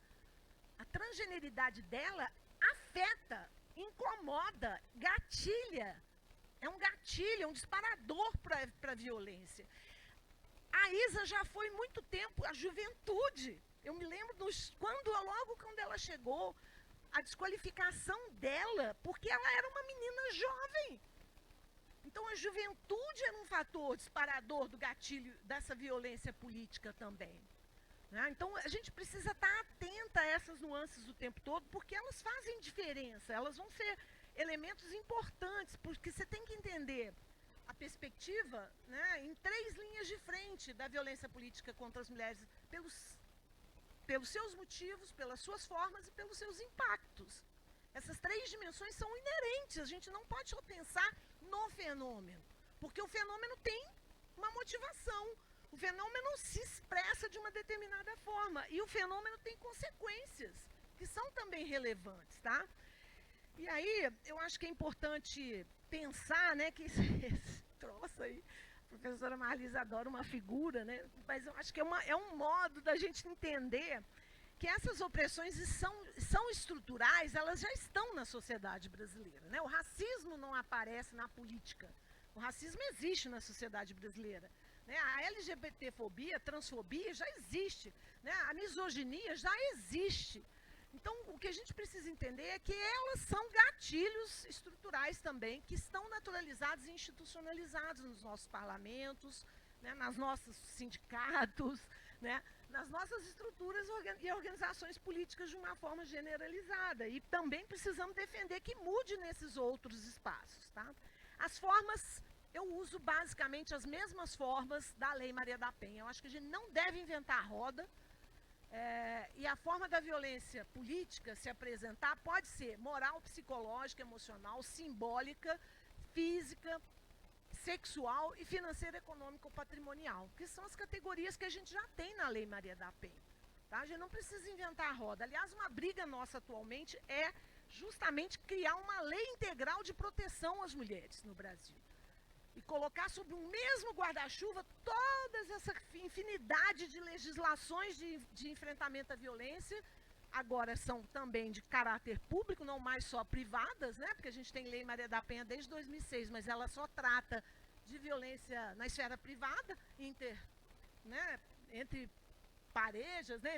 Entre parceiros, companheiros, esposa, namorados e relacionamentos pessoais, interpessoais, e a gente tem que parar né, de falar desse tipo. Nessa apresentação tem vários exemplos, na cartilha tem exemplo de tudo, tá, gente? Que vocês podem depois recorrer lá para entender, porque eu quero chegar mais pro final, porque eu já estou gastando muito tempo. Mas é bom lembrar, né, o que motiva, o que é o drive, né, aquilo que impulsiona a violência. Primeiro, uma desigualdade abissal como essa que eu acabei de mostrar para vocês. Uma desigualdade política dessa natureza desqualifica uma mulher nesses espaços, porque elas simplesmente não existem nesses espaços. Elas não estão lá. E por que é 30%? Eu não sei se vocês sabem disso. Por que inventaram essa... Existe uma teoria por trás dos 30%, chama teoria da massa crítica. É aquele momento em que a quantidade muda a qualidade. Tá?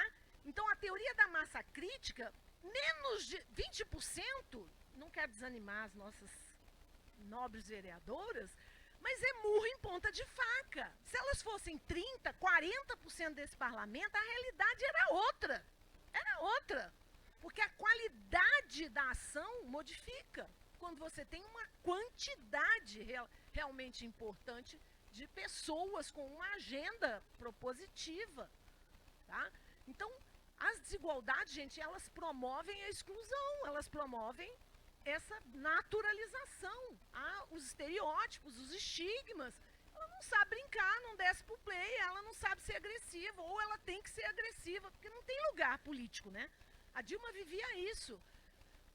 Ou ela era a generala, forte, dura, né, que não quebra, que é rígida, que não tem jogo de cintura, tá? Ela performava isso, ela precisou performar isso para entrar e permanecer na política. E o outro lado disso é o impossível, né? A docinha, meiguinha, você passa o trator, em 5 minutos está morta, ponto, acabou. Né? Então não tem lugar político, não tem posição construída para uma pessoa do sexo feminino dentro desse parlamento. Então, a presença das mulheres, ela é uma ameaça, ponto final. Ela é uma ameaça, ela é entendida e significada como uma ameaça e vai ser assim, né? E o racismo e a discriminação racial da mesma forma, a presença de uma pessoa negra é uma ameaça, a presença da impunidade dessas pessoas, porque isso, quando você naturaliza a violência, você diz que tudo bem, pode fazer, nada vai te acontecer, nada vai modificar, tá? E aí tem esse átomo explosivo aí, que é essa quantidade, né, de intersecções, né? Então a violência é física e ela quase sempre é dessas todas naturezas, tá, gente? Todas essas mulheres que estão aqui e a maior parte das políticas já viveram violência física, sexual, econômica, psicológica e simbólica, tudo junto ao mesmo tempo num pacotaço. E é muito difícil respirar e seguir em frente, sabe? E continuar seguindo a vida, né? Ela é online, ela é offline, ela é política e ela é também privada com frequência, porque envolve família, envolve os familiares, e é um negócio que vai virando, né, uma coisa sem fim. E aí quem comete, eu também vou passar mais rápido, mas porque eu quero terminar. Nós temos 2 leis no Brasil que já foram criadas para enfrentar a violência. Uma é a mudança do Código Penal e a outra é essa, né, de violência política contra a mulher nos espaços e atividades de exercício de seus direitos políticos e de suas funções públicas, tá? Então, a Lei 14.192, ela só atende mulheres candidatas e eleitas. Então, outras lideranças que estejam sofrendo violência política não estão sob a proteção desse dispositivo legal. E o problema dessa lei é que ela só fala isso. Ela não prevê fluxo, ela não discute qual é a porta de entrada, ela não prevê o que é para ser feito, quem vai atender. Então, essa é uma discussão. A gente tem uma promotora, né, que hoje coordena a área da violência política no Ministério Público da União, no MPU, que é a desembargadora Raquel Branquinho, que ela defende que todos esses crimes de violência política são eleitorais e, portanto, têm que ser tratados na esfera federal. Aí eu me pergunto, vocês acreditam 5.500 e quantos municípios? 5.566 municípios. A Polícia Federal vai investigar a violência política em 5.566. É isso mesmo? É isso mesmo que ela acha? É isso? É para ser assim, desse jeito? Assim, nossa, quanta capacidade, né, de investigar. Ô, gente, isso não é sério. Isso não pode ser uma coisa séria. Sabe? Então, bater no peito. Não, vai ser tudo discutido aqui, no Ministério Público da União. Tudo Polícia Federal, crime eleitoral. Eu ria, falava, amiga, né? Você jogar pra galera, né? Não vai fazer nada, né, dona? A senhora não vai fazer nada, né? Porque isso aí não é solução pro problema, não. Isso tem que virar crime comum, gente. Eu lamento. Tem que estar nas delegacias, todas.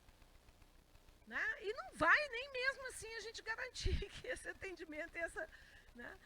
E aí outro crime de violência política é esse crime contra o Estado Democrático de Direito, né? Que é uma conduta mais genérica de violência política que está lá no Código Penal desde 2021 também, porque nós vivemos o que nós vivemos nesse Brasil, né?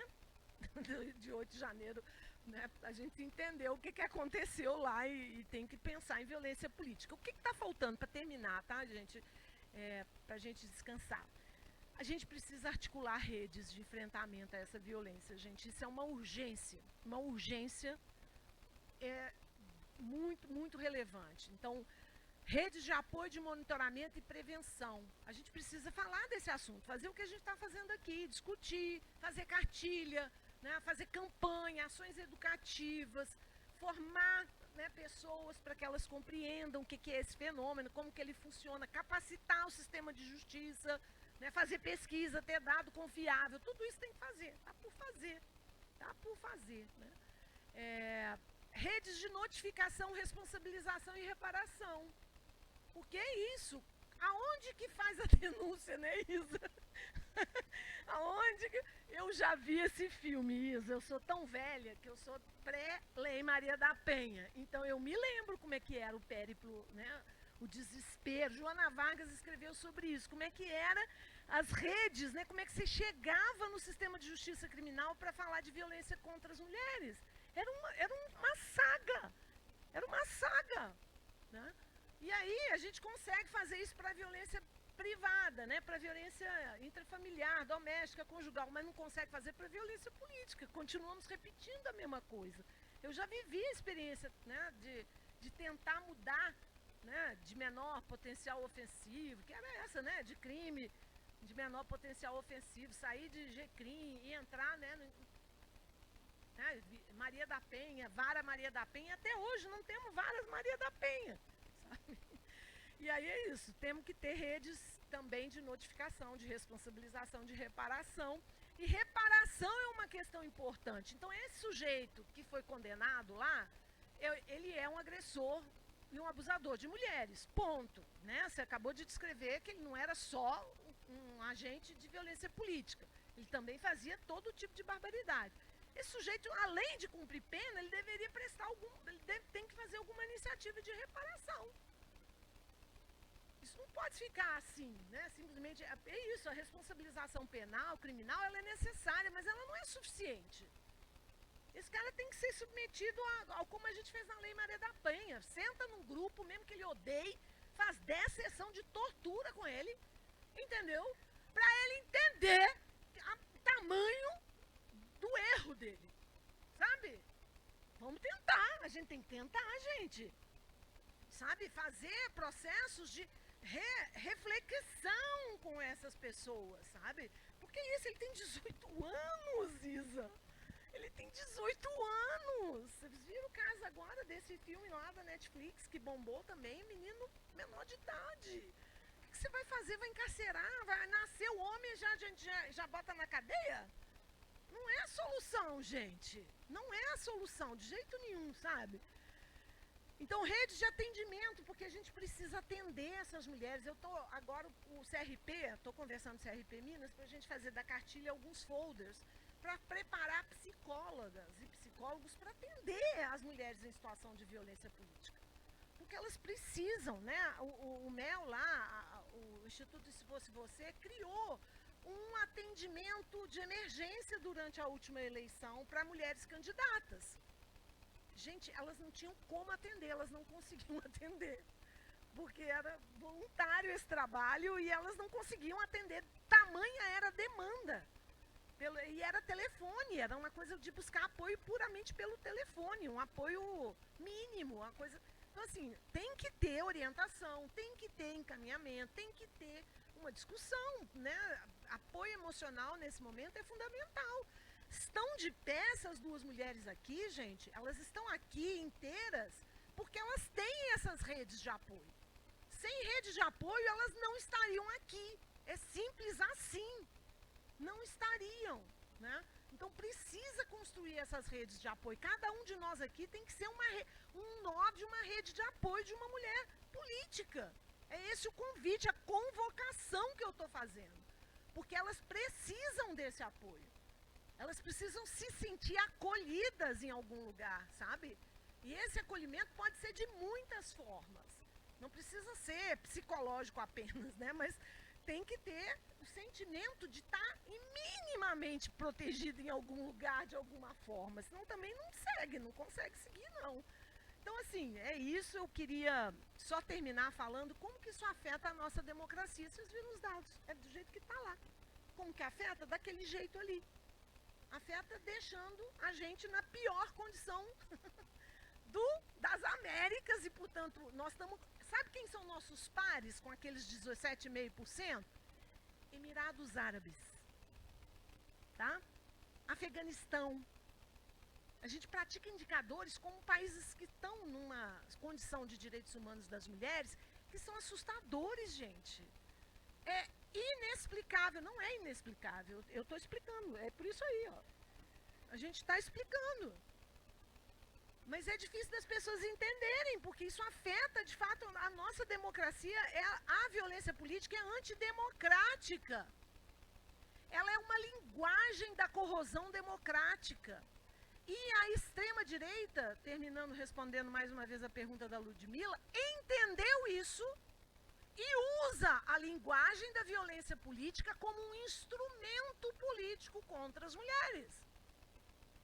Então você tem as duas coisas, uma ameaça à democracia que é em função das desigualdades atávicas que a gente vive nesse país, e você tem a extrema-direita recorrendo a esse dispositivo da violência política para expulsar mulheres, mulheres negras, mulheres trans, mulheres lésbicas, mulheres do campo político, para manterem o seu privilégio branco masculino do poder.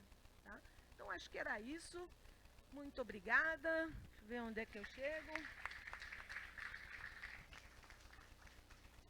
Vai ser um prazer contar com vocês lá no evento do NEPEM. Eu vou falar da minha tese de titular, que eu falo de democracia decolonial, feminista e pluriétnica na América Latina. Porque nós construímos um modelo de democracia que foi silenciado na América Latina, tá? E que meus colegas nem sabem ouvir falar, nem nunca ouviram falar. De bem viver, por exemplo, né? Não é alguma coisa que está no linguajar da ciência política, mas construímos, e eu quero deixar pelo menos essa memória de que existiu uma democracia diferente dessa que a gente tem aí. E vai estar aí também, né, a nossa ministra Macaé, né, as nossas convidadas, todo mundo fica aí convidado também para as mesas dos 40 anos mais um do NEPEM. Obrigada, gente.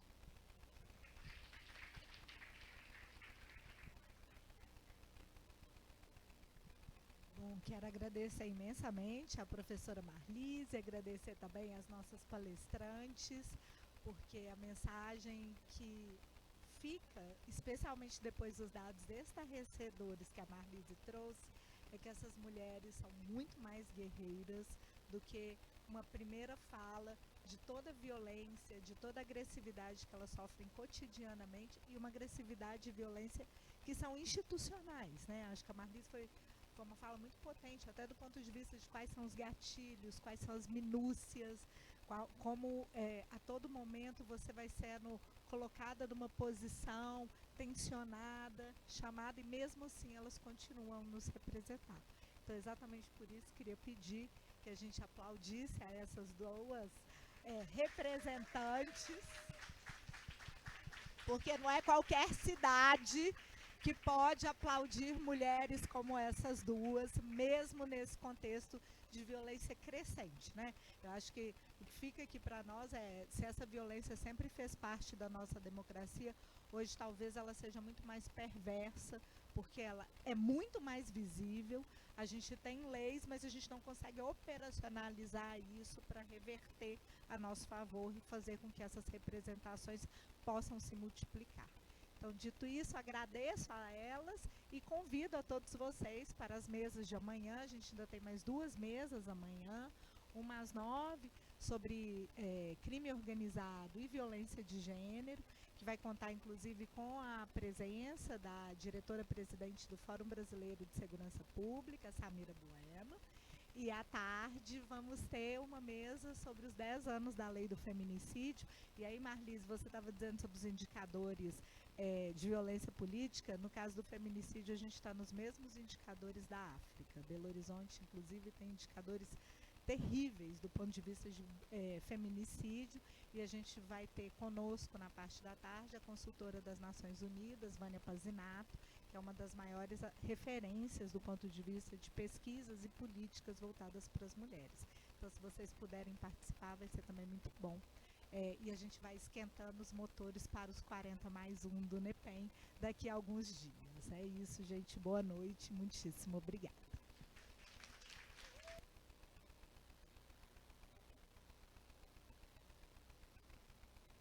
Votem nas mulheres. Votem nas mulheres.